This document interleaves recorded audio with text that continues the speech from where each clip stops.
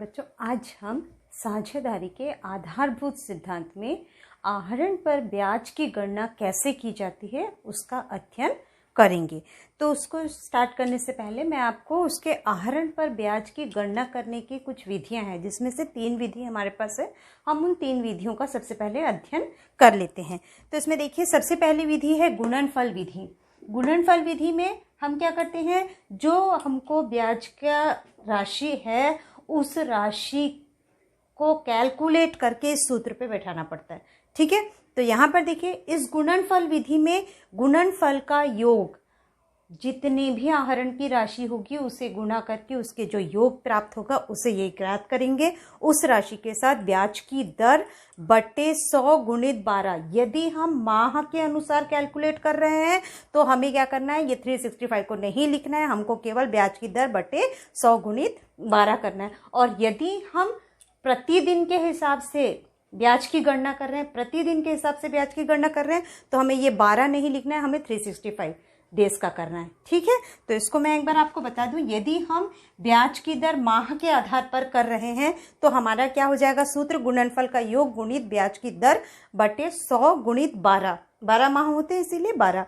और यदि हम प्रतिदिन के हिसाब से ब्याज की गणना कर रहे हैं तो हमें यहाँ पर क्या लिखना होगा, गुणनफल का योग गुणित ब्याज की दर बटे 100 गुणित 365 दिन, 365 डेज। ठीक है, इस प्रकार से हमारा आहरण पर ब्याज की गणना हो जाएगी।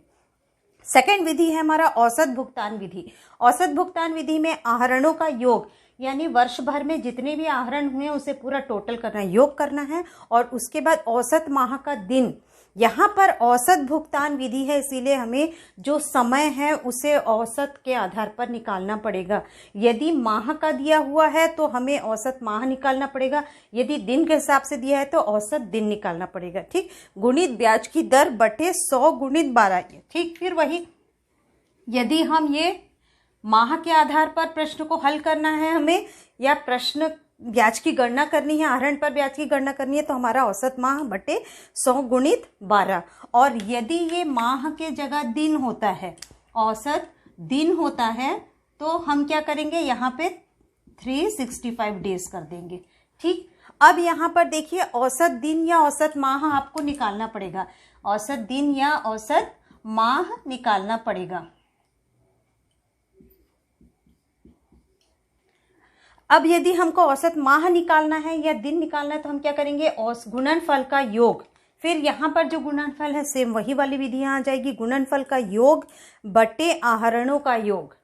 ठीक, तो इन प्रश्नों को जब हम क्वेश्चन सॉल्व करेंगे तो ये इसका जो लॉजिक है वो आपको थोड़ा और ज़्यादा अच्छे से क्लियर होगा। तो अब हम देखते हैं हमारी थर्ड विधि। अब हम तीसरी विधि देखते हैं, साधारण विधि। इस विधि में सूत्र क्या है, आहरण की राशि गुणित दर गुणित माह बटे 100 गुणित 12। ये एकदम साधारण विधि है, हम अक्सर इसी विधि का ही प्रयोग करते हैं साधारणतः ब्याज की गणना करने के लिए।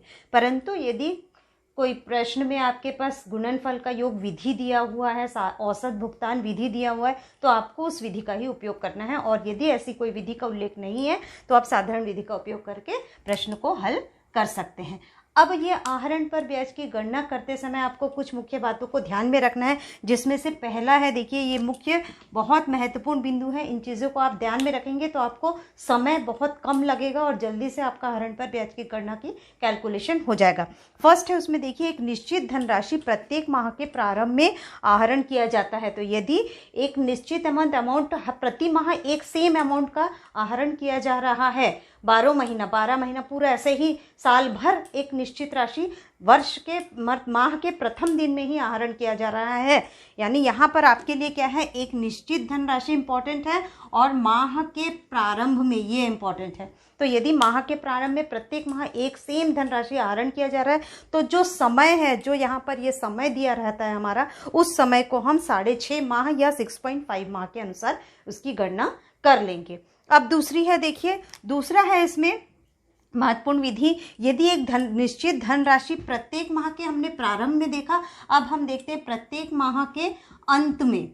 यदि प्रत्येक माह के अंत में एक निश्चित धनराशि का आहरण किया जा रहा है तो हम समय को कर देंगे इसको 5.5 यानी 5.5, 5.5 माह यानी 5.5 माह का निकालेंगे हम। ठीक, अब हम लाते हैं इसके थर्ड विधि, तीसरे जो महत्वपूर्ण पॉइंट है यदि आहरणों की तिथि का उल्लेख नहीं है, यदि आपके पास ब्याज आहरण पर ब्याज की गणना करने के लिए तिथि का उल्लेख नहीं है तो ऐसी स्थिति में आप औसत माह यानी 6 माह लेंगे।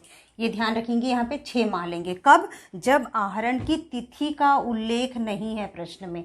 ठीक, उसके बाद है नेक्स्ट है हमारा, यदि वर्ष में प्रत्येक तिमाही यानी हर 3 माह के पश्चात, जैसे जनवरी में उसने आहरण किया है, उसके बाद मार्च, जनवरी, फरवरी, मार्च को छोड़ के फिर 3 माह बाद, इस प्रकार प्रत्येक तिमाही, तो जनवरी में तो वो होगा नहीं, उसका क्या होगा, जनवरी, फरवरी, मार्च, 3 माह। तो उस 3 माह के बाद उसने आहरण किया, फिर अप्रैल, मई, जून, फिर 3 माह के बाद आहरण किया। तो इस प्रकार प्रत्येक तिमाही के प्रारंभ में, यहाँ ध्यान रखेंगे, प्रत्येक तिमाही के प्रारंभ में यदि वो एक निश्चित धनराशि का आहरण कर रहा है तो हमारे पास समय क्या होगा, 7.5 माह यानी 7.5 माह। ठीक, अब यहीं पर यदि हम इसको 5 पॉइंट हम इस प्रकार से बना सकते हैं। ये 5वां पॉइंट हमारा हो जाता है, यदि वर्ष के प्रत्येक तिमाही के यहाँ प्रारंभ था और यहाँ हो जाता है हमारा अंत में एक निश्चित धनराशि का आहरण किया जा रहा है, तो ऐसी स्थिति में हमारे पास समय क्या होगा, हमारे पास समय होगा 4.5 माह, 4.5 माह या फिर 4.5 माह, इसको ध्यान में रखेंगे। ठीक, उसके बाद हमारा लास्ट 6th पॉइंट है, 6वां पॉइंट है हमारा कि यदि आपके पास अलग अलग धनराशि का आहरण हो रहा है, यानी धनराशि अलग अलग है, समय अलग अलग है, तो हमारा 6th पॉइंट है धनराशि अलग अलग है। ठीक, और उसके बाद समय भी अलग अलग है, समय भी अलग अलग है। ठीक है, कभी वो जनवरी में 15 तारीख को निकाल रहा है, कभी वो फरवरी में 1 तारीख को निकाल रहा है, तो यहाँ पर देखिए समय भी अलग अलग है। जब धनराशि अलग अलग है और समय दोनों अलग है, तो ऐसी स्थिति में आप हमेशा ध्यान रखेंगे आपको गुणनफल विधि का ही उपयोग करना है। गुणनफल विधि के द्वारा ही आप आहरण पर ब्याज की गणना करेंगे। तो ये हमारा थ्योरी पोर्शन यानी सूत्रों से संबंधित कॉन्सेप्ट क्लियर हुआ है। अब हम इसका एक क्वेश्चन सॉल्व करते हैं तो आपको ये कॉन्सेप्ट बिल्कुल भी ये आहरण पर ब्याज की गणना क्लियर हो जाएगी।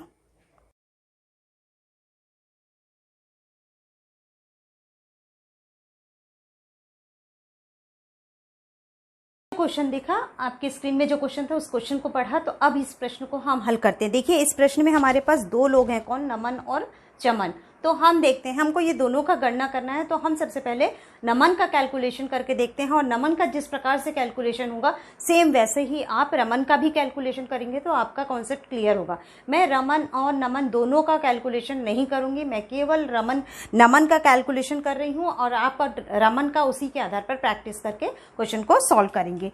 चलिए, तो अब हम देखते हैं, जब हमारे पास यहाँ पर नमन 1 अप्रैल 1 जून अगर ऐसा है तो हमारे पास हम नमन का कैलकुलेशन कर रहे हैं, नमन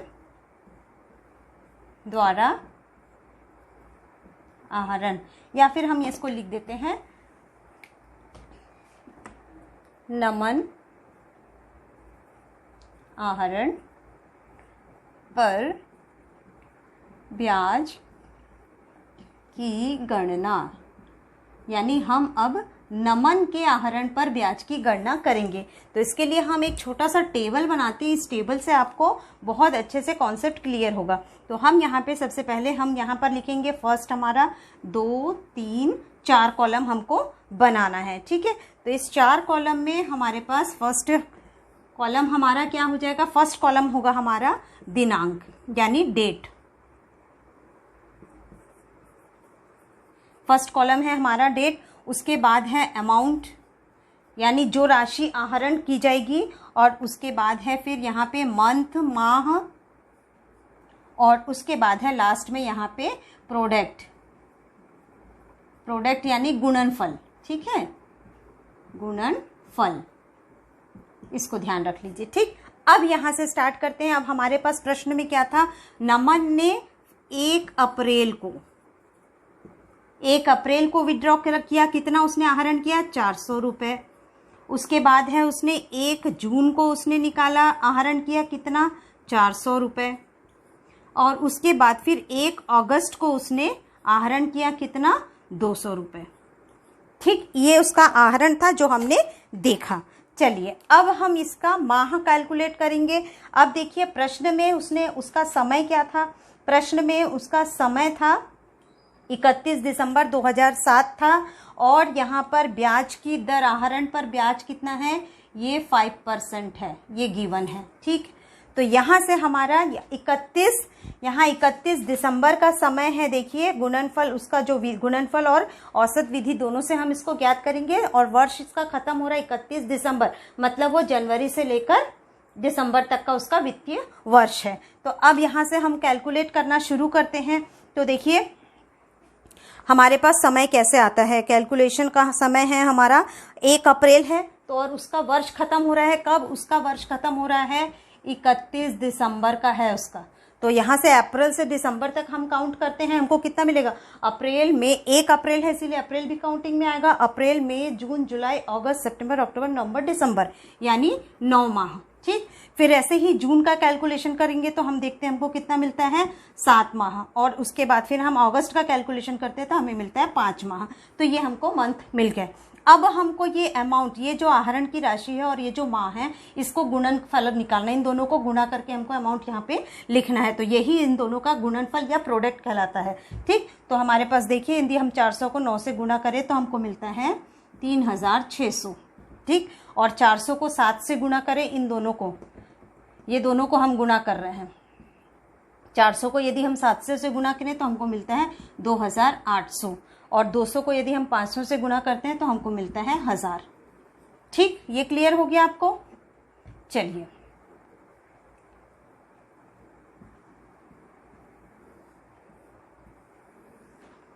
अब हमको एक पर्टिकुलर अमाउंट को नहीं लेना है, हमको योग से लेना है। तो हम यहाँ पर टोटल लिखेंगे। देखते हैं हमने टोटल कितना अमाउंट विड्रॉ किया, यहाँ पे कितना आहरण हुआ, 1000 रुपये कुल आहरण हुआ। ठीक, और यहाँ पर उसका गुणनफल का योग भी चाहिए हमें, तो यदि हम ये तीनों को जोड़ते हैं हमें मिलता है 7400 रुपये। ये हो गया। अब ये हमको ये हमारा कैलकुलेशन एक टेबल के रूप में हुआ। अब इसको हमें सूत्र पे बैठाना है। ठीक, तो अब हम इसका सूत्र लिख के इसको हल करते हैं। तो हमारे पास फर्स्ट हम देखेंगे इसको गुणनफल विधि से, गुणनफल विधि, इस विधि से हम इसको पहले कैलकुलेट करते हैं। तो अब गुणनफल विधि में हमारे पास सूत्र क्या है, गुणनफल विधि में आहरण पर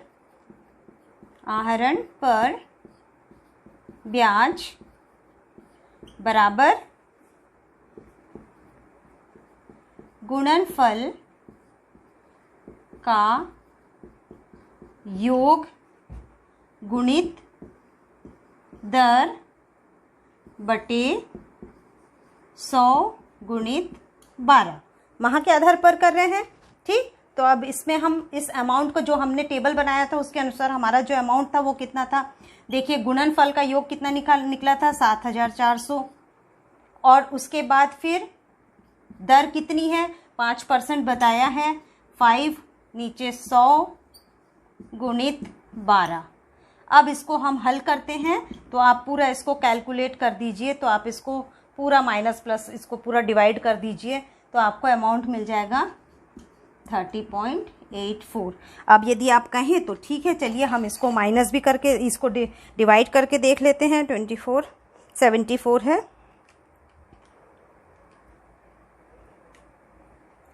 यदि हम 12 से 75 को काटें तो हमको मिलेगा 6.166 कंटिन्यू चलेगा, और उसको 5 से गुणा किए तो हमको इतना मिल जाएगा इंटू 5, तो 30.84, ये 666 है। तो यहाँ पर अगर हम इसको कैलकुलेट करते हैं तो 66 की जगह हम इसको 67 करके कैलकुलेट कर लेते हैं, और इसका हम गुणा कर देते हैं, इसको फिर इससे गुणा करेंगे तो हमको ये मिल गया, हो गया हमारा ये कैलकुलेशन। तो ये हमारा फर्स्ट गुणनफल विधि से हमारा ये ब्याज कैलकुलेट हो गया है। अब इसी अमाउंट को, इसी प्रश्न को हमको औसत भुगतान विधि से यदि हमें हल करना है तो हम इसको कैसे हल करेंगे। तो अब हम देखते हैं इसको औसत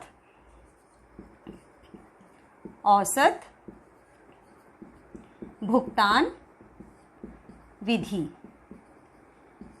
ठीक है, इसे हम औसत देय तिथि भी कह सकते हैं। भुगतान के जगह आप इसको औसत देय विधि भी कह सकते हैं।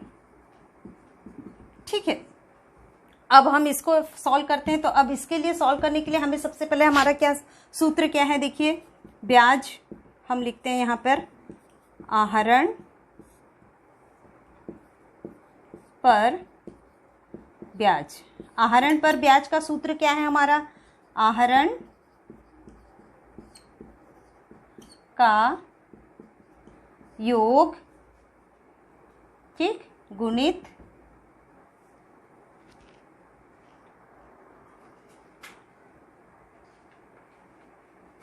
औसत का क्या है, गुणनफल का योग, आहरण का योग गुणित औसत माह, गुणित औसत माह गुणित दर बटे 100 गुणित 12। ठीक, और इसके बाद हमारे पास क्या, हमको औसत माह चाहिए। तो हम यहाँ पर औसत माह का सूत्र लिख लेते हैं। औसत माह क्या है हमारे पास, औसत माह का है सूत्र गुणनफल का योग बटे आहरण का योग। ठीक, अब इसी को हम यहाँ से कैलकुलेट करके निकालते हैं कि यदि हमारा गुणनफल का योग कितना था, गुणनफल का योग था हमारा 7400 बटे हमारा क्या था, आहरण का योग। तो आहरण का योग कितना था, 1000 था। तो ये 1000, ये हमारे हमने जो टेबल बनाया उस टेबल को हमको पता चला। तो यहाँ से ये कैलकुलेट एक है, तो यहाँ पे क्या 7.4। ठीक है, 7.4 क्या है, माह हमने अवधि ज्ञात की है, तो ये माह हमको मिला। ठीक है, तो अब माह मिल गया। तो अब हम यहाँ पर ब्याज की गणना करते हैं। तो ब्याज की गणना के लिए देखिए हम यहाँ पर लिख सकते हैं इसको, हमें कितना अमाउंट मिल रहा है, आहरण का योग, आहरण का योग कितना था बता सकते हैं, आहरण का योग 1000, ये था ना आहरण का योग 1000। उसके बाद फिर है औसत माह, औसत माह हमने कितना निकाला 7.4 इंटू 7.4 इंटू दर, दर कितना 5%, 5 बटे फिर 100 गुणित 12। ठीक, तो जब ये हमने लिख लिया है तो अब हमारा अमाउंट का भी कैलकुलेशन हो जाएगा। अब इसको हम सॉल्व करते हैं। देखिए सब गुणा में है, इसलिए हम ये 0 0 सब काटते हैं और देखते हैं हमको कितना मिलेगा। इसको पूरा कैलकुलेट करते हैं तो हमें देखिए फिर हमको यहाँ मिला है 10 गुणित 7.4 गुणित 5, तो ये मिला हमको। इसको हमने ऊपर का कैलकुलेशन किया है तो हमको मिलता है 370/12। ठीक, तो 370 को यदि हम 12 से भाग देते हैं तो हमको मिलता है 30.833। तो आपको अप्रॉक्सीमेट हम निकाल सकते हैं, तो ये भी हमको वैसे ही मिल रहा है। तो अप्रॉक्सीमेट 30, आंसर हमारा हो जा रहा है यहाँ पर। देखिए अब मैं यहाँ लिख दे रही हूँ 30.83, ये हमारा आंसर हो गया। ठीक, तो ये हमारा कैसे भुगतान विधि से हो गया। तो ये दोनों विधि से कैलकुलेशन आपको बिल्कुल क्लियर हो गया है। तो ये विधि आप गुणनफल विधि और औसत भुगतान विधि के अनुसार हमने इस प्रश्न को हल कर लिया। और यदि आपको यहाँ पर और भी दूसरे प्रश्न समझने हैं तो हम इसको एक शॉर्टकट जो मेथड हमने 6.5 माह का और 5.5 माह का जो हमने निकाला था उसका एक शॉर्टकट मेथड हम नेक्स्ट वीडियो में सीख लेंगे। Thank you.